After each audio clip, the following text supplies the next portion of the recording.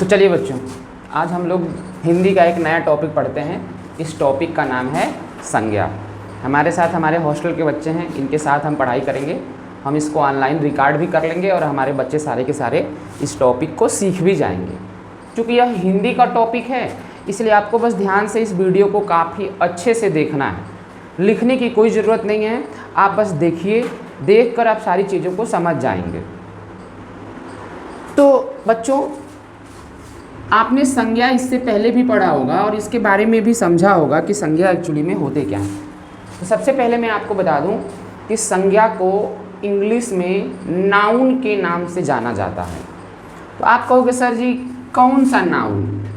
How जो sir शादी विवाह में आते हैं नाउन लोग शादी विवाह कराने, वो वाला नाउन का? हमने बोला नहीं यार, वो तो अलग एक समुदाय की बात कर रहे हैं आप। यहाँ पर हम संज्ञा के बारे में बात कर रहे हैं। तो संज्ञा कहते किसे हैं? तो पहले इस बात को समझ लेते हैं। जैसे मेरा नाम विवेक है, मैं एक व्यक्ति हूँ, तो किसी व्यक्ति के नाम को संज्ञा कहते हैं। जैसे यह एक वस्तु है, इस वस्तु का नाम है व्हाइट बोर्ड, इस वस्तु के नाम को संज्ञा कहते हैं। हम जिस जगह पे हैं उस जगह का नाम है चंदौली। यह एक ज़िला है, स्पेशली यह एक जगह है, तो किसी जगह के नाम को संज्ञा कहते हैं। मेरे दोस्त, अगर मैं सिंपल भाषा में आपसे बोलूं कि संज्ञा किसे कहते हैं, यानी संज्ञा का डिफिनेशन क्या होगा, तो इसको आप कुछ ऐसे समझ सकते हो। डिफिनेशन यानी परिभाषा। अगर कोई भी व्यक्ति आपसे संज्ञा पूछता हो कि बताइए संज्ञा कहते किसे हैं, तो आप उससे कहिएगा कि जनाब आप एक व्यक्ति हैं। वो बोलेगा कि हाँ मैं एक व्यक्ति हूँ। आपका कुछ नाम है? वो बोलेगा हाँ भाई मेरा कुछ नाम है। तो आप उससे पूछिए, कहिएगा क्या नाम है आपका? वो बोलेगा मेरा नाम रमेश, सुरेश, महेश, नरेश, जो भी उस व्यक्ति का नाम हो, तो उसके नाम को ही संज्ञा कहते हैं। तो किसी भी व्यक्ति, किसी भी वस्तु, किसी भी स्थान, स्थान यानी प्लेस या जगह, लिख दे रहा हूँ, किसी व्यक्ति या वस्तु या स्थान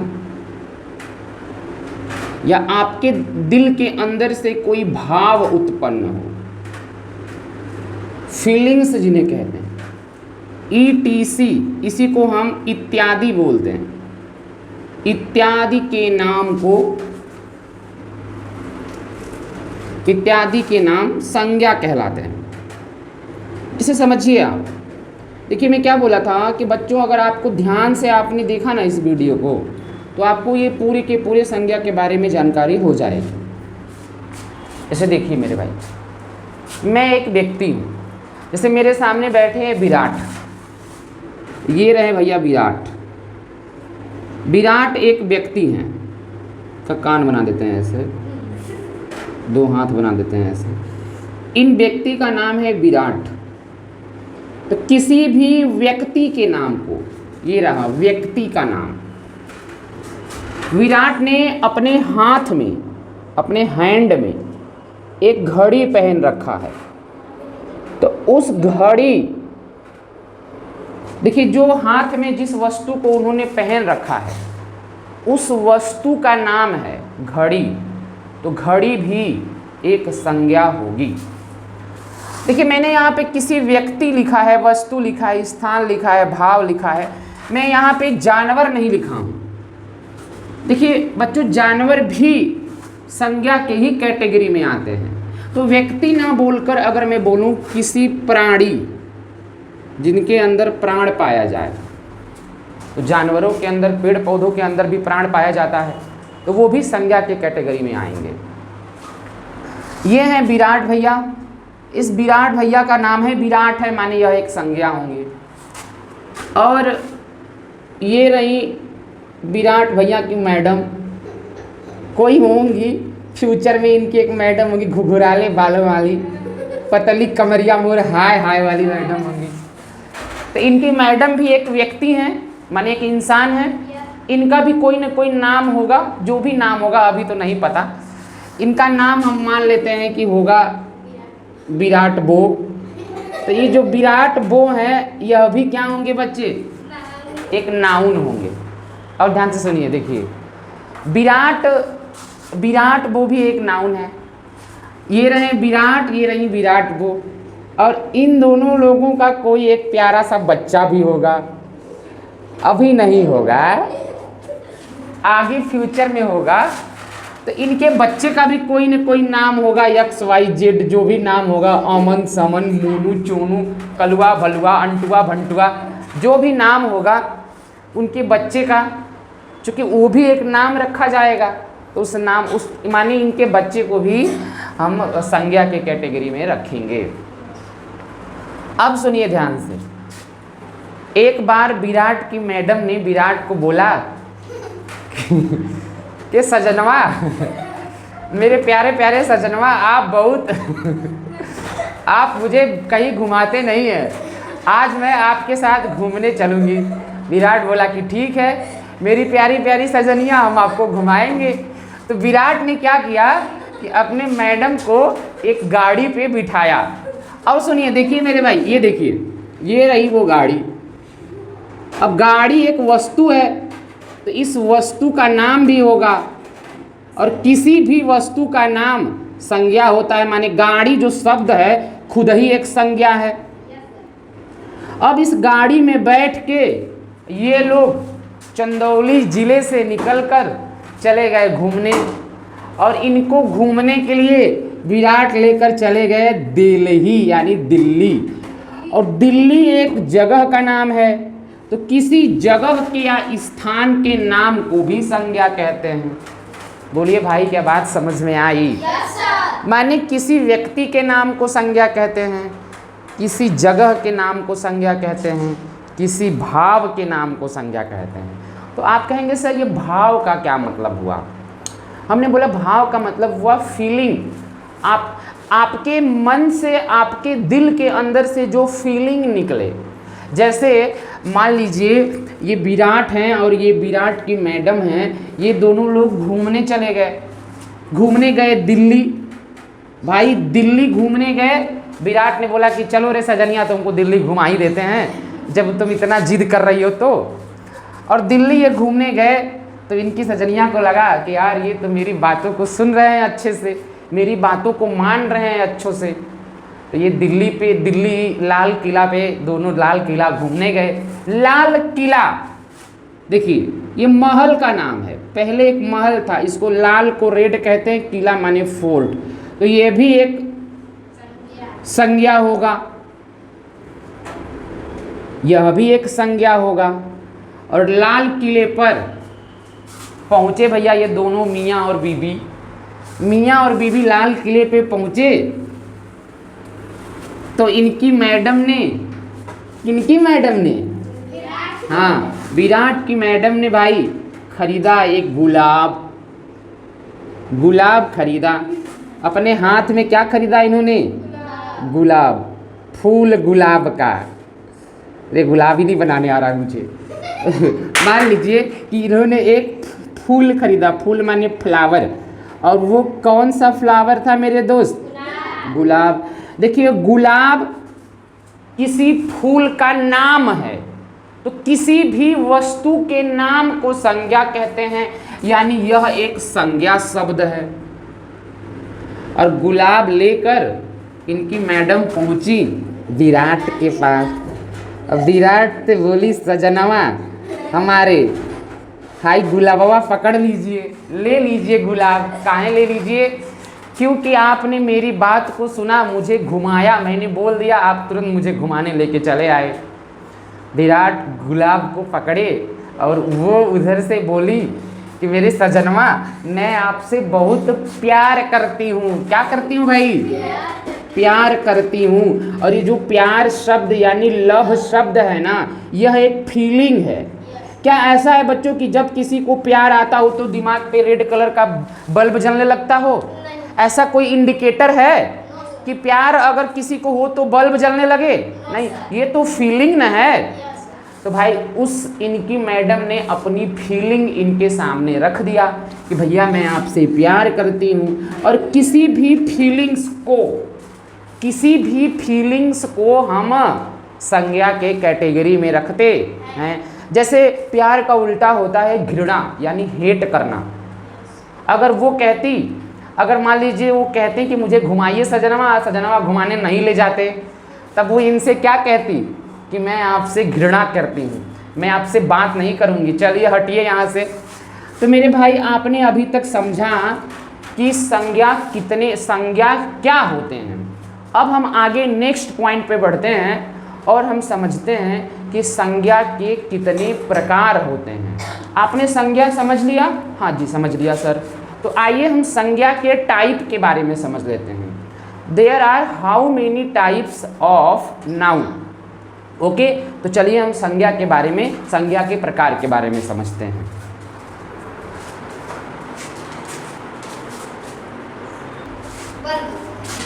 चलो बच्चों, तो अब हम सीखते हैं कि ये जो संज्ञा हैं ये कितने प्रकार के होते हैं।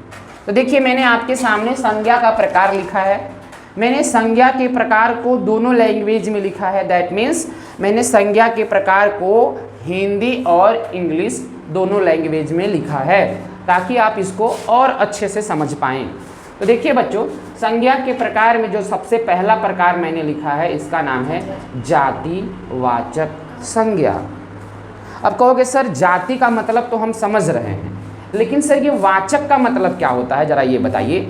इस सब में आप वाचक क्यों लिखे हैं सर?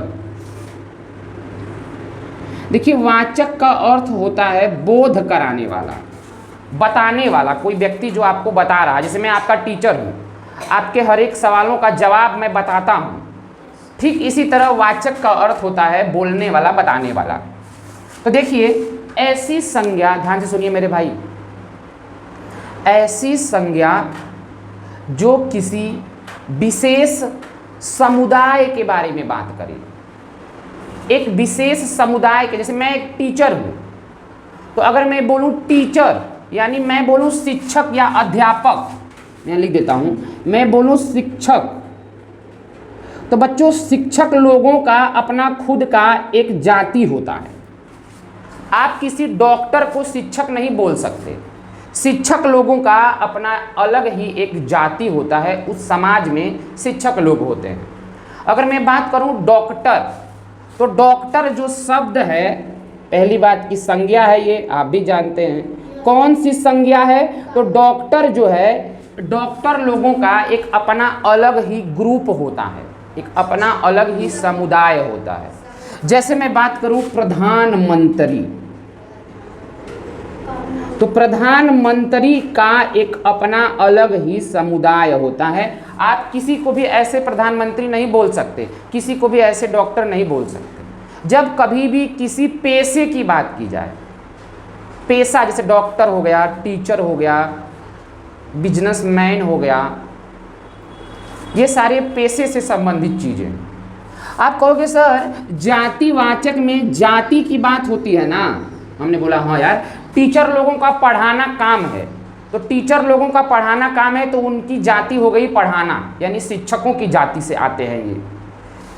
डॉक्टर लोगों का काम है मरीजों का देखभाल करना, तो ये डॉक्टर्स फैमिली से आते हैं। देखिए अगर मैं टीचर में बात करूं, किसी स्पेशल टीचर की, जैसे मान लीजिए कि टीचर तो बहुत सारे हैं इस धरती पे, लेकिन जब मैं किसी एक पर्सनल व्यक्ति के बारे में बात करूं, जैसे खान सर, बड़ा ही फेमस नाम है उनका। जैसे मैं अपना नाम लूं, तो मैं भी एक टीचर हूं, मेरा नाम है विवेक सर।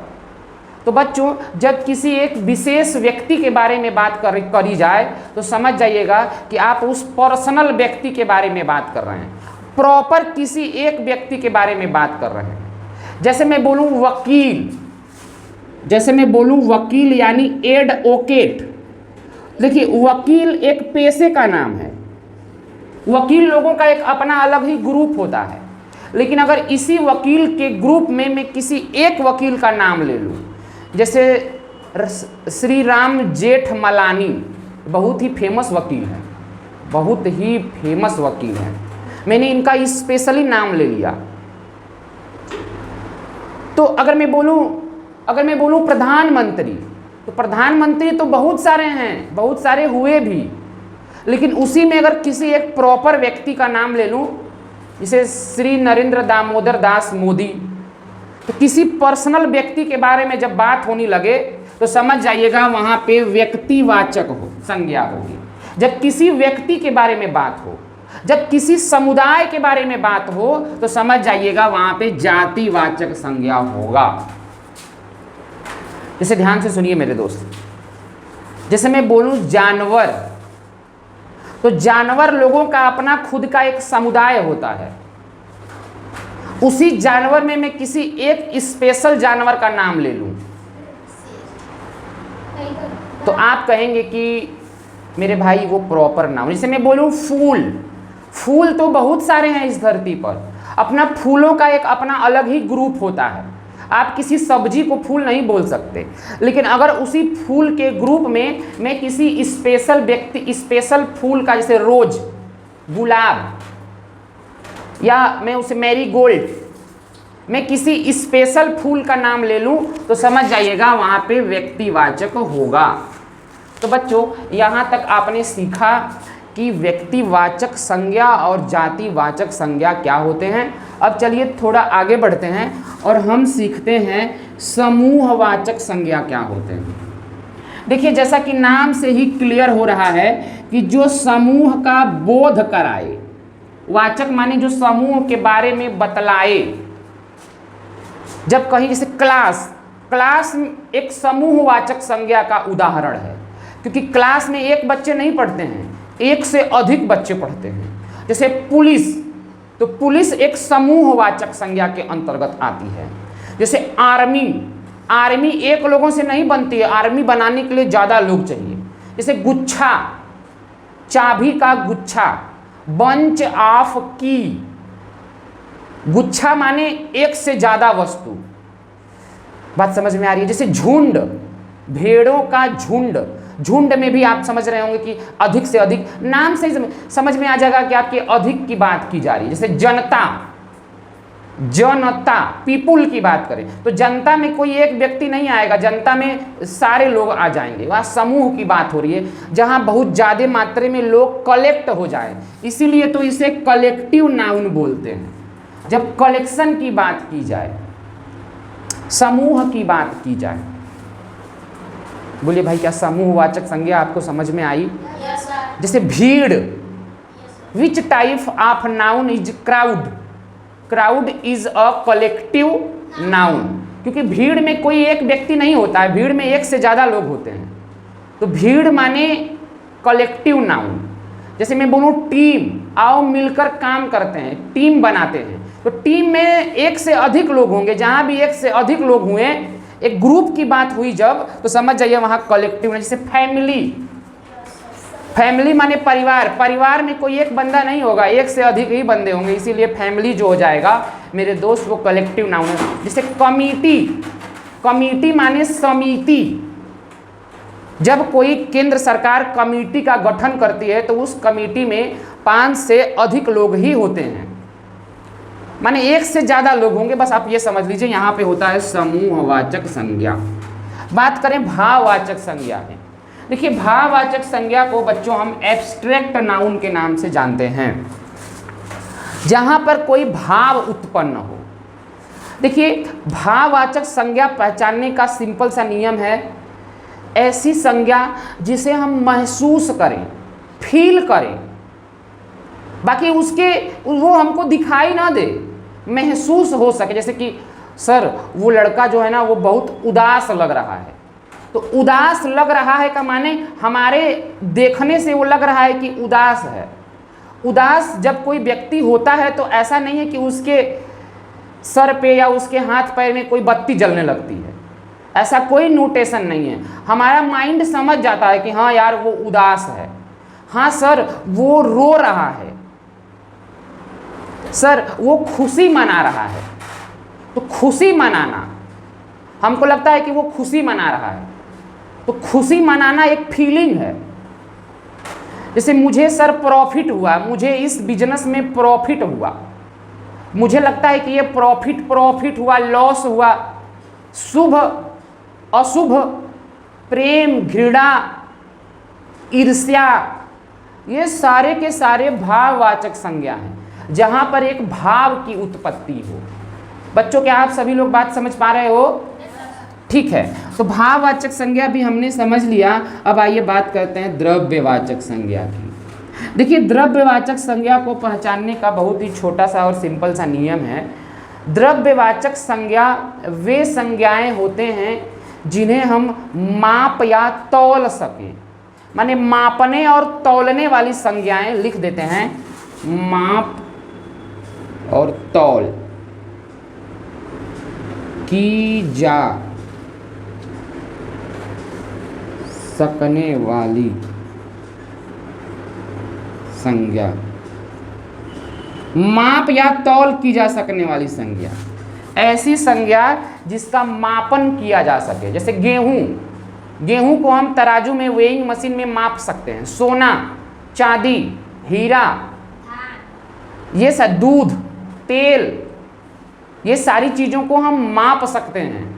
इसीलिए हम इसे द्रव्यवाचक संज्ञा के अंतर्गत रखेंगे। एक चीज़ और समझिए द्रव्यवाचक में। देखिए बच्चों, द्रव्यवाचक में द्रव्य लिखा हुआ है। यहां समझिए, यहां लिख दे रहा हूं मैं आप लोगों को। हाँ देखिए, इसको मैं थोड़ा साइड में लिख दे रहा हूं, आपको दिख रहा होगा। ये द्रव्य है, द्रव्य यानी मैटर। द्रव्य का ही दूसरा नाम होता है पदार्थवाचक संज्ञा। इसे हम पदार्थवाचक संज्ञा भी कहते हैं। इसको इंग्लिश में मैटर कहते हैं। मैटर इंग्लिश में 3 प्रकार के होते हैं। एक होता है ठोस, एक होता है द्रव और एक होता है गैस। ठोस यानी ये जो बोर्ड है ये लकड़ी का है, और लकड़ी एक ठोस वस्तु है। तो कोई अगर आपसे ये पूछे कि बताइए लकड़ी किस प्रकार का नाउन है, तो लकड़ी यानी would is a material noun. देखिए, पदार्थ के अंतर्गत ये तीनों सेक्टर आते हैं। इन तीनों सेक्टर के अंतर्गत जो भी वस्तुएं आएंगी वो सब मटेरियल नाउन कहलाएगा। एक बात मत भूलिएगा, देखिए यहाँ लिखा हुआ है द्रव्य, जबकि यहाँ लिखा हुआ है द्रव। यहाँ य है और वह आधा है, यहाँ वह पूरा है। इन दोनों में बहुत अंतर है। बहुत सारे बच्चों को लगता है कि ये दोनों सेम हैं, लेकिन मेरे भाई ये जो द्रव्य है इसको इंग्लिश में मैटर कहते हैं, और द्रव जो है इसको लिक्विड कहते हैं। इसका एक दूसरा भी नाम है जिसको हम कहते हैं तरल पदार्थ। ऐसा पदार्थ जो तरल हो, लिक्विड हो, जो बहने वाला हो, जैसे तेल, दूध, पेट्रोल, किरोसिन, वाटर यानी पानी, ये सारे के सारे द्रव्यवाचक संज्ञा के अंतर्गत आएंगे। देखिए, गैस के अंतर्गत, चूंकि पदार्थ के अंतर्गत गैस भी आता है, तो गैस में कोई अगर आपसे ये पूछे बताइए हाइड्रोजन किस प्रकार की संज्ञा है, तो कहेंगे द्रव्यवाचक। नाइट्रोजन एक गैस है, किस प्रकार की संज्ञा है, तो कहेंगे द्रव्यवाचक। ऑक्सीजन द्रव्यवाचक। चूंकि गैस भी द्रव्यवाचक के अंतर्गत आता है, तो या तो ठोस मिले, जैसे ये दीवार बना है बालू से, ईंट से बना है, ईंट बना है मिट्टी से। अब मिट्टी आता है धरती के अंदर से, वह एक पदार्थ है। मिट्टी एक मटेरियल नाउन होगा, ईंटा भी एक मटेरियल नाउन होगा, बालू भी एक मटेरियल नाउन होगा। जितने भी प्रकार के मेटल होते हैं, सोना, चांदी, हीरा, मोती, कॉपर, वो सारे के सारे आपके मटेरियल नाउन के अंतर्गत आएंगे।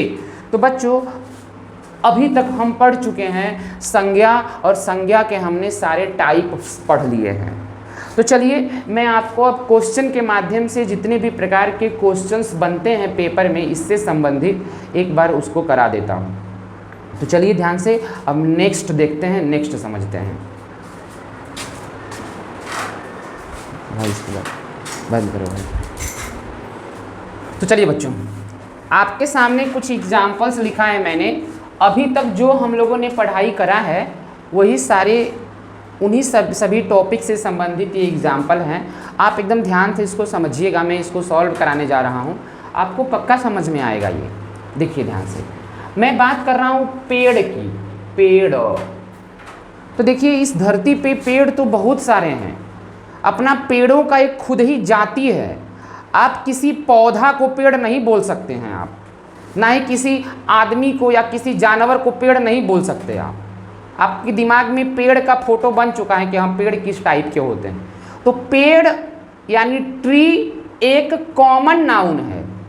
अगर उसी ट्री में से किसी स्पेशल ट्री का नाम ले लें, जैसे बरगद का पेड़ या नीम का पेड़, तो जब किसी पर्सनल व्यक्ति के बारे में बात की जाए तो वहाँ आपका पर्सनल यानी प्रॉपर नाउन होगा। तो ये है प्रॉपर नाउन और ये है कॉमन नाउन। CN लिख दे रहे हैं, आप समझ जाइएगा। देखिए भाई अब आगे बढ़ते हैं थोड़ा सा। इसके आगे लिखा हुआ है मनुष्य। देखिए मनुष्य जो है वह एक जातिवाचक संज्ञा है, क्योंकि मनुष्यों की एक जाति होती है, उस जाति के अंतर्गत मनुष्य लोग रहते हैं। लेकिन अगर उसी मनुष्य के में से किसी एक पर्सनल व्यक्ति का नाम ले लिया जाए, जैसे राहुल भी एक मनुष्य ही है, लेकिन हम पर्सनल राहुल के बारे में चर्चा कर रहे हैं। अगर मनुष्य पूछेगा तो मनुष्य लोगों का खुद का जाति होता है, इसलिए कॉमन नाउन होगा। बट राहुल की बात करें तो राहुल प्रॉपर नाउन होगा। आगे बढ़ते हैं मेरे भाई। मैं बात करूं नदी। देखिए इस धरती पे बहुत सारी नदी बहते हैं, तो नदियों का एक खुद ही जाति होता है, ये जातिवाचक संज्ञा है। इसमें से किसी एक का नाम ले लिया जाए, जैसे गंगा नदी, यमुना नदी, सरस्वती नदी। तो मेरे भाई ध्यान से सुनिए, अगर केवल नदी बोलेगा तो समझ जाइए कॉमन नाउन है, क्योंकि नदियों का एक खुद का जाति है। लेकिन जब बात किसी पर्सनल नदी के बारे में हो जाए कि भाई गंगा नदी के ऊपर पुल बन रहा है, केवल नदी के ऊपर पुल नहीं बन रहा है, नदी तो हजारों हैं इस धरती पर, लेकिन केवल गंगा नदी के ऊपर पुल बनाया जा रहा है, ऐसी बात हो रही है, मानिए प्रॉपर नाउन होगा। अगर मैं बात करूं घोड़ा, तो घोड़ा एक जानवर है। घोड़ा बहुत टाइप के घोड़े होते हैं भाई, उसी घोड़े में से किसी एक का नाम ले लिया जाए, जैसे चेतक। महाराणा प्रताप के घोड़े का नाम क्या था बच्चों? चेतक। तो ये घोड़ा जो है वो कॉमन नाउन है, लेकिन चेतक की बात करें तो ये प्रॉपर नाउन होगा। बोलिए क्या बात समझ में आई? जैसे मैं बोलूं कुत्ता, तो कुत्ता एक जानवर है। कुत्तों को भी अपनी जाति होती है, अलग अलग प्रकार के कुत्ते होते हैं। अगर उसी कुत्ते में से किसी कुत्ते का नाम रख दिया जाए कि भाई इस बच्चे को टॉमी नामक कुत्ते ने काटा है, कुत्ते तो अगर केवल ये बोला जाए कि भाई इस बच्चे को कुत्ते ने काट लिया है, तो कौन सा कुत्ता काटा भाई? कुत्ते तो बहुत सारे हैं इस धरती पे हैं। लेकिन अगर ये बोला जाए कि नहीं यार इस लड़के को टॉमी नामक कुत्ते या सेरा नामक कुत्ते ने काट लिया है, तो अब उस कुत्ते का नाम रख दिया गया है। किसी भी वस्तु के नाम को संज्ञा कहते हैं। वस्तु, व्यक्ति, स्थान, प्राणी, भाव इत्यादि के नाम को संज्ञा कहते हैं। और कुत्ते में से किसी स्पेशल के बारे में बात हो रही है, माने कि जब हम बात करेंगे स्पेशल के बारे में बात करेंगे मेरे भाई, तो समझ जाइएगा वो किसी पर्सनल नाउन को दिखाए, यानी प्रॉपर नाउन को दिखाएगा। आइए आगे बढ़ते हैं। देखिए मैं बात करता हूँ शहर। तो शहर तो इस धरती पे बहुत सारे हैं बच्चों, जैसे लंदन शहर है, न्यूयॉर्क शहर है, अपनी इंडिया में नई दिल्ली है, कोलकाता है, कानपुर है, इलाहाबाद है, उज्जैन है, बहुत सारे शहर हैं। लेकिन अगर उन्हीं शहरों में से किसी एक का नाम लिया जाए, जैसे इलाहाबाद, जैसे वाराणसी, अगर केवल शहर बोलेगा तो समझ जाइएगा कॉमन नाउन है। लेकिन अगर उसी शहर में से किसी एक शहर का नाम लिया जाए तो समझ जाइएगा वो प्रॉपर नाउन है। तो शहर is a common noun but Varanasi is a proper noun. बोलो भाई यहाँ तक बात समझ में आई? अब बात करते हैं राजधानी की, माने कैपिटल। तो देखिए इस धरती पे तो बहुत सारी राजधानियाँ हैं, अपने हर एक देश की अलग अलग राजधानी। जैसे हमारे इंडिया के रहने वाले हैं हम लोग, तो इंडिया की राजधानी न्यू दिल्ली है, नई दिल्ली जिसे हम बोलते हैं। अगर केवल राजधानी बोलेगा तो कॉमन नाउन, लेकिन अगर उसी राजधानी में से किसी स्पेशल का नाम ले लेगा तो समझ जाइएगा कि वहाँ पर प्रॉपर नाउन होगा। जैसे मैं बोलूँ राजधानी, राजधानी एक कॉमन नाउन है क्योंकि राजधानियाँ तो बहुत सारी हैं, लेकिन उसी में से अगर किसी स्पेशल का नाम ले लिया जाए, जैसे लंदन, तो लंदन ब्रिटेन की राजधानी है। ब्रिटेन जो देश है, हमारे जो देश पे अंग्रेजों ने राज किया था वो ब्रिटेन के ही थे। ब्रिटेन की राजधानी का नाम है लंदन। तो इसका मैं पर्सनल नाम ले रहा हूँ, इसीलिए यहाँ पे प्रॉपर नाउन होगा। मैं बात कर रहा हूँ उपग्रह यानी सैटेलाइट। देखिए ध्यान से सुनिए, मैं बात कर रहा हूँ सैटेलाइट की। जो सैटेलाइट होते हैं उनको उपग्रह बोला जाता है। और हमारे ब्रह्मांड में, यूनिवर्स में इनफाइनाइट उपग्रह हैं। उन्हीं उपग्रह में से किसी एक का नाम ले लिया जाए, जैसे चंद्रमा यानी मून। तो जब किसी पर्सनल व्यक्ति के बारे में आप बात कर रहे हैं तो समझ जाइएगा कि वहाँ पर आप प्रॉपर नाउन के बारे में चर्चा कर रहे हैं। और उपग्रह तो भाई ये हो जाएगा कॉमन नाउन। आगे चलते हैं मेरे भाई। देखिए बोला है महल। महल यानी पैलेस। महल तो बहुत सारे हैं इस धरती पे, हर एक राजाओं ने अपना अलग अलग महल बनवाया, लेकिन उसी महल में से किसी स्पेशल का नाम ले लिया जाए, जैसे शीश महल, ताजमहल, हवा महल। तो इन महलों का नाम है, बाकायदे प्रॉपर नाम रखा गया है। तो प्रॉपर नाम रखा गया माने प्रॉपर नाउन, यानी कि व्यक्तिवाचक संज्ञा होंगे। अगर इन महल का नाम दे दिया जाए तो ये प्रॉपर नाउन होंगे। यहाँ शीश महल भी प्रॉपर नाउन होगा, लेकिन बात करें महल का तो ये कॉमन नाउन। बोलो बच्चों, क्या बात समझ रहे हो? देखिए धनुष, धनुष को इंग्लिश में बो कहते हैं, BOW, एरो एंड बो। देखिए ध्यान से, तो धनुष जो है वह एक कॉमन नाउन है, क्योंकि धनुष तो बहुत सारे हैं इस धरती पर। जैसे हमारे महाभारत के जो वीर योद्धा थे जिनका नाम था अर्जुन, उनके धनुष का नाम था गांडीव, उन्हें गांडीवधारी भी बोला जाता था। तो धनुष बोलेगा तो होगा कॉमन नाउन यानी जातिवाचक, लेकिन अगर उसी धनुष में से किसी स्पेशल धनुष का नाम लेगा तो समझ जाइएगा बच्चों कि वहाँ पे होगा आपका क्या? तो गांडीव एक प्रॉपर नाउन है, जबकि भाई धनुष एक कॉमन नाउन है। ग्रंथ बोलेगा तो भाई इस धरती पर हजारों ग्रंथ लिखे गए हैं। तो हजारों ग्रंथ लिखे गए हैं यानी ग्रंथों का एक अलग ही जाति होता है, इसे बोलेंगे हम कॉमन नाउन। लेकिन अगर उसी ग्रंथ में से किसी स्पेशल का नाम ले लिया, जैसे रामायण, महाभारत, तो ये जो ग्रंथ हैं इनका नाम लिया गया, प्रॉपर इनका नाम लिखा गया है, इनको बोला जाएगा रामायण, यानी ये आपका प्रॉपर नाउन होगा। देखिए मैं बोलूँ समाज यानी सोसाइटी, तो समाज में एक लोग नहीं होते हैं, एक से अधिक लोगों से मिलकर समाज बनता है। जहाँ कहीं भी समाज शब्द का सुनाई दे आपको, सोसाइटी, समझ जाइएगा पक्की सी बात है वहाँ पर कलेक्टिव नाउन होगा भाई। कौन सा नाउन होगा? कलेक्टिव नाउन, क्योंकि समाज में एक से ज़्यादा लोग ना हैं, कलेक्ट होके रहते हैं ना वो लोग, इसीलिए इसे कलेक्टिव नाउन बोला जाएगा। बताइए बारात, बारात में एक लोग बारात करने जाते हैं कि एक से अधिक लोग जाते हैं? तो जब ज़्यादा मात्रा में लोग किसी समूह को बना के चलें या कलेक्ट होके चलें तो वहाँ कलेक्टिव नाउन होगा। सिंपल सी बात है। मेला, मेला एक लोगों के लिए होता है कि अधिक लोगों के लिए होता है? भाई एक से अधिक लोग मेला देखने जाते हैं, वहाँ लोग कलेक्ट होते हैं, फिर वो मेला कहलाता है यानी फेयर। तो ये जो मेला है वह भी क्या होगा मेरे बच्चों? Collective noun. देखो CON लिखेंगे इसको, कॉमन को CN लिखा है मैंने, और कलेक्टिव नाउन को CO और N लिखा है मैंने। आगे बढ़ते हैं। देखो पेट्रोल, पेट्रोल एक लिक्विड है, मैंने मेटेरियल नाउन यानी द्रव्यवाचक। घी एक मैटेरियल, देखिए पेट्रोल, घी, चावल, आटा, ये सब के सब क्या हो गए मेरे भाई? मैटेरियल नाउन के अंतर्गत आएंगे। देखिए ध्यान से बात करें सुंदरता। देखिए अपने घर में जो खाने पकाने वाली चीज़ होती है ना, वो सब मैटेरियल नाउन के अंतर्गत आ जाएंगी लगभग। सुंदरता, देखिए कोई व्यक्ति सुंदर है या कोई वस्तु सुंदर है, कोई जानवर सुंदर है, ये कौन बताता है? ये हमारा फीलिंग, हमारा मन बताता है। हम फील करते हैं इस बात को, यार वो जो गाड़ी खरीदा है बंदे ना, वो बहुत सुंदर लगती है देखने में, माने कमाल की सुंदरता है उसकी। तो यहाँ पे फीलिंग की बात हो रही है। तो जब कभी भी सुंदरता की बात होगी तो समझ जाइएगा कि यहाँ पर ABAN यानी एब्स्ट्रैक्ट नाउन होगा। मेरी इच्छा कर रही है कि मैं सो जाऊं, इच्छा।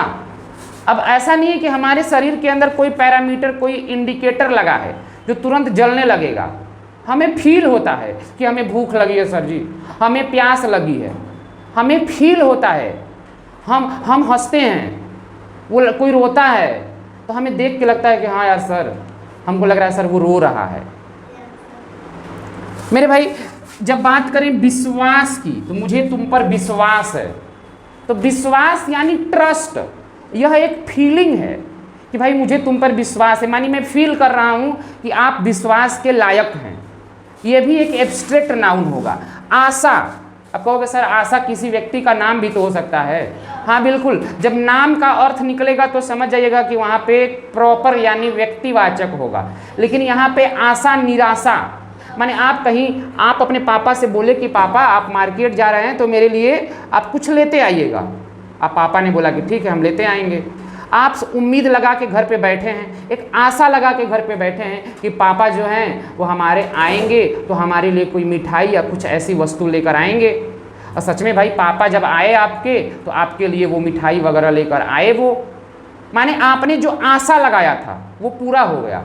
और एक गार्जियन यानी कि आपके माता पिता भी आपसे आशा लगाए हैं कि आप उनको एक बढ़िया, एक अच्छा स्टूडेंट बन के दिखाएंगे, एक अच्छे तरीके से अच्छा काम करने वाला स्टूडेंट बन के दिखाएंगे। आशा का विलोम सब निराशा होता है। तो ये भी एब्स्ट्रैक्ट नाउन होगा। ये सारे के सारे एब्स्ट्रैक्ट नाउन होंगे मेरे भाई, ये सारे के सारे एब्स्ट्रैक्ट नाउन होंगे। उत्साह, उत्साह, जब कोई बहुत खुश होता है तो वो बहुत उत्साहित होता है। उत्साहित होना यानी खुश होना, बहुत प्रसन्न रहेगा। हम देखोगे चेहरा पे उसके हमेशा खुशी रहेगी उस समय। जैसे किसी का सिलेक्शन हो जाता है, जब नवोदय विद्यालय में सिलेक्शन हुआ संस्कार का तो बहुत खुश था, बहुत उत्साहित था। वही प्रियांशु बेचारा एकदम उदास हो गया था, नर्वस हो गया था। उदास माने सैड, उदास होना एक फीलिंग है, खुश होना एक फीलिंग है, प्यार करना एक फीलिंग है, धोखा देना एक फीलिंग है, घृणा करना एक फीलिंग है। मेरे दोस्त, जब मैं बात करूं दया, कि मुझे तो बहुत दया आ रही है सर जी, ये जो जानवर है सर जी ना, ये चल नहीं पा रहा है बेचारा, इसका कोई एक्सीडेंट कर दिया है, इसका पैर टूट गया है सर, हमको तो बहुत दया आता है ऐसे जानवरों को देख के। तो जब बात हो दया यानी मर्सी की, तो दया भी एक फीलिंग से संबंधित शब्द है, यानी यहाँ एब्स्ट्रैक्ट नाउन होगा। मुझे दया आ रही है, ऐसा थोड़ा है कि आप किसी के पास से गुजरते हैं तो आपके शरीर में कोई इंडिकेटर लगा है जो तुरंत जलने लगता है, तो जैसे ही जलता है आप समझ जाते हैं हाँ यार अभी मुझे दया आ रहा है। नहीं भाई, कोई इंडिकेटर नहीं है, आपको फील होता है कि मुझे दया आ रही है सर, बड़ा मासूम लग रहा है बेचारा, मासूम लग रहा है वो। मासूम माने निर्दोष। सुख दुख, आप बहुत सुख हैं, सुखी में हैं। दुख, भूख, प्यास, मुझे प्यास लगी है, फील होता है। मेरे शरीर में कोई ऐसा पैरामीटर नहीं है जो तुरंत जलने लगे कि प्यास लगी है तो पैरामीटर जलने लगा।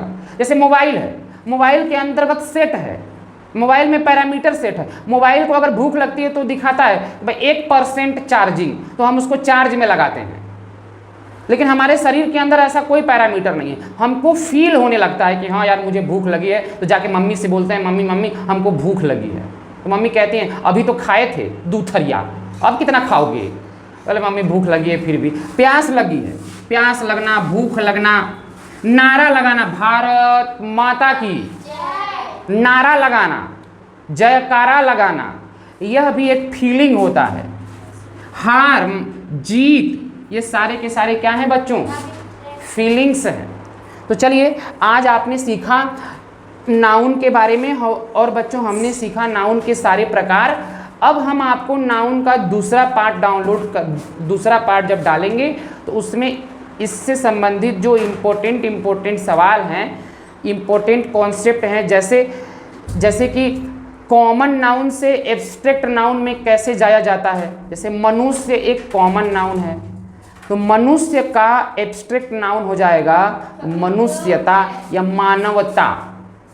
तो ऐसे ही चीज़ों के बारे में हम समझेंगे, ऐसे ही कॉन्सेप्ट को हम नेक्स्ट वीडियो में समझेंगे। आज के लिए बस इतना ही, एक बार आप इसे ध्यान से देख लीजिए। मिलते हैं नेक्स्ट वीडियो में। जय हिंद बच्चों, आप देख रहे हैं विवेक सर की पाठशाला। मेरा नाम है विवेक सर। Thank you.